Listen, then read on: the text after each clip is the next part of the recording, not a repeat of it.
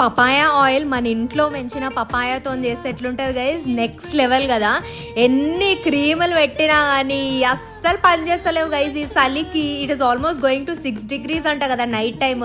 So మొత్తం ఇట్లా పలుగుతుంది, ఎంతగానం క్రీములు పెట్టినా అట్లనే ఉంటుంది. ఏం చేయాలా అని చెప్పి ఆలోచిస్తుంటే papaya has this moisturising characteristics అనమాట.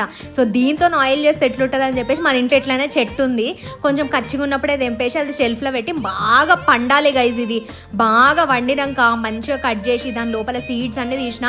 మీ ఇంట్లో చెట్టు లేకపోయినా పర్లేదు, షాప్కి పోయి కూడా కొనుక్కోవచ్చు. కానీ make sure your buying a fully ripen papaya. మంచిగా ఇట్లా పీసెస్ లాగా కట్ చేసుకొని మిక్సీలో మెత్తగా ప్యూరే లాగా వేసుకొని, దీని మెజర్మెంట్స్ వచ్చేసి 2 cups of pure cold pressed coconut ఆయిల్కి 1 cup ఆఫ్ పపాయా ప్యూరీ వేసేసి లో ఫ్లేమ్ మీద పెట్టాలి. ఎక్కువ పెట్టిరంటే మాడి మసిబొగ్గ అవుతుంది, మరి మీ ఇష్టం.